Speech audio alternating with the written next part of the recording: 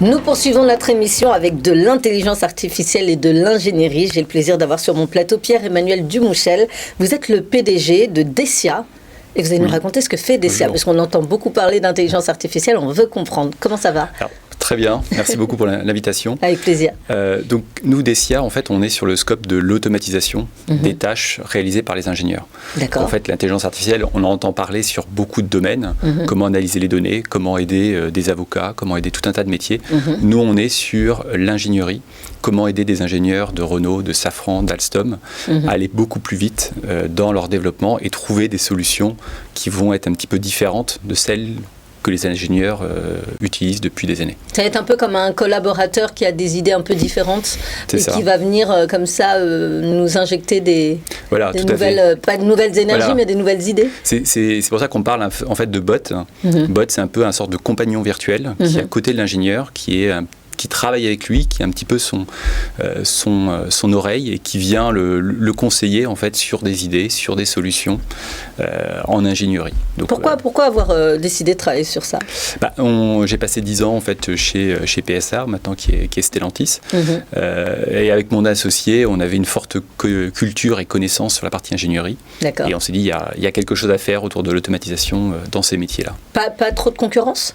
Si, beaucoup, à la fois des startups en Allemagne, en Angleterre, aux États-Unis, mais aussi les grands groupes français, Dassault, Siemens et autres. Donc c'est un domaine qui intéresse beaucoup de gens, cette question de l'automatisation des tâches d'ingénierie. Bien sûr. Alors, qui sont vos clients aujourd'hui ? C'est quelle taille d'entreprise fait appel à vos services ? Nos principaux, c'est Renault, Safran et Alstom, et Airbus aussi. Donc, pour l'instant, on est essentiellement sur des grandes entreprises et on vise d'ici 2-3 ans à aller plus sur des ETI et d'ici 4-5 ans sur des PME. Pourquoi ? Parce que c'est trop risqué de rester uniquement sur des grosses structures comme celle-là ? Oui, et puis aussi parce qu'on a un produit qui actuellement s'adresse à des data scientists, donc à des gens qui savent manipuler Python, ce genre de choses. Aujourd'hui, ces populations se trouvent plutôt dans les grands groupes.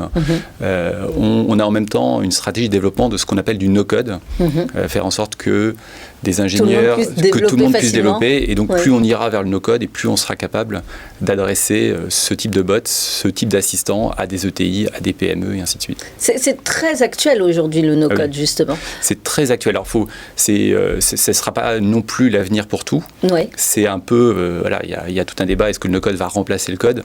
Nous on pense que non, ce sera juste, ça vivra sa vie en parallèle en fait du code classique, et ça permettra en fait avec des structurations, des programmations graphiques, avec des workflows, ce genre de choses, d'aider l'ingénieur ou le technicien à faire des choses qu'il n'aurait peut-être pas pu faire seul, sans un développeur et sans un data scientist. Vous avez de bonnes nouvelles, vous avez fait une levée de fonds de 5 millions d'euros en mai 2021. Tout à fait. Qu'est-ce que vous allez faire de cet argent ?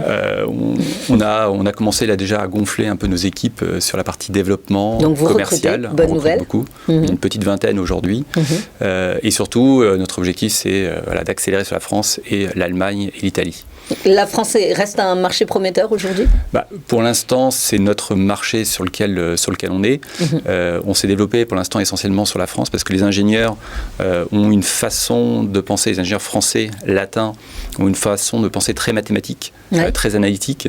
Et donc, nos approches d'intelligence artificielle sont complètement dans cette logique-là. Donc, ça nous a permis jusqu'à maintenant de mettre en place nos méthodes et toute notre stratégie. Et maintenant est l'heure de la deuxième étape, l'expansion et l'accélération sur l'échelle européenne. L'étape où vous allez beaucoup travailler et avoir très peu de temps pour vous reposer. C'est ça, exactement. Merci beaucoup Pierre-Emmanuel Dumouchel d'être venu nous parler donc de Dessia, cette belle entreprise que vous avez créée en juillet 2017 et qui connaît une belle croissance. On est ravis de l'entendre. Merci beaucoup pour votre invitation. Merci et au plaisir. On se retrouve tout de suite pour une autre aventure entrepreneuriale.